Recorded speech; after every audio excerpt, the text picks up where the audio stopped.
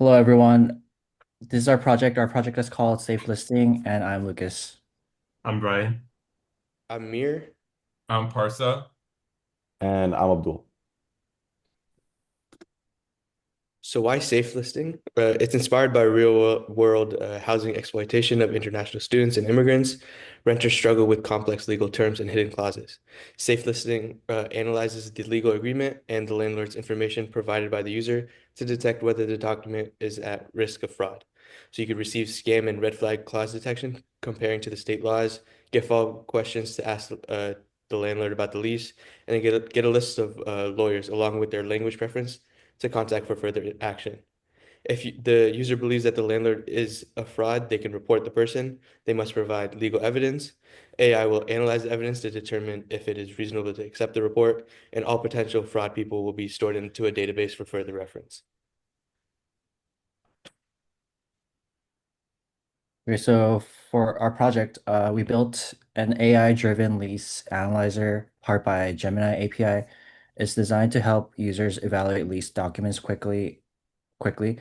We also included multilingual support for English, Korean, Arabic, Hindi, Swahili, and more. So it could be used globally. Um, and the interface is fully responsive, meaning it works smoothly on both desktop and mobile devices. Also, users can upload their lease document or take a picture using their camera. Yeah. And some follow-up questions regarding the potential of the fraud document. Users can copy the questions to the clipboard and save it to ask the legal advice teams. Thanks. So this slide highlights the core features of safe listing. First, we simplify complex legal clauses and generate a fraud score to help users understand potential risks. We also provide legal recommendations that are specific to the user's region. Our platform includes a community source fraud pattern database and allows users to search or report landlords by name, email, phone number, or address. Everything is designed to be fully accessible and 508 compliant. And users receive a scam likeness score from 0 to 100, along with a riskiness score to guide their next steps.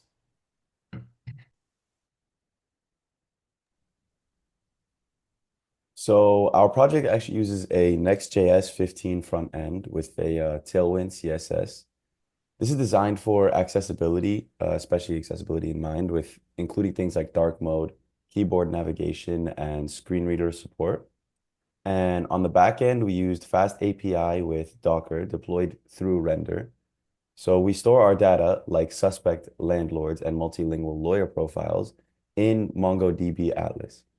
For AI features, we integrated the Gemini API to summarize legal clauses and detect scams in multiple language using prompt engineering for clarity.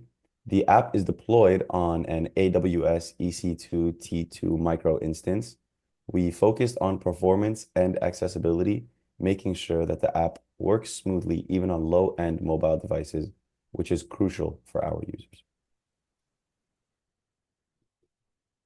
One of our biggest technical and human challenges was training Gemini to meaningfully simplify and analyze lease documents.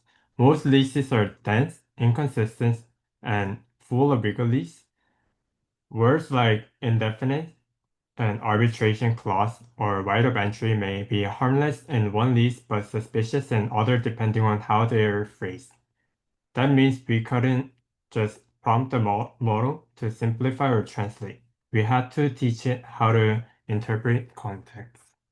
We iterated through dozens of prompts to get Gemini not just to summarize, but spot the specific task and risk indicator, such as vague payment terms, hidden renewal clause, or restriction that dis disproportionately harm tenant. The lessons we learned from safe listing is accessibility is a debugging framework. When your interface work for the most overloaded, under-resourced user, it'll work better for everyone else too. Clear project scope prevents scope creep. Cross-functional collaboration is essential for functionality has to be easily accessible to the user who's not familiar with technology. AI and community data can provide real-world solutions. Most importantly, AI is also trained by the model that stores all the data, so collecting data and feedback from user under consent is the most important part. All right, thank you guys for the presentation.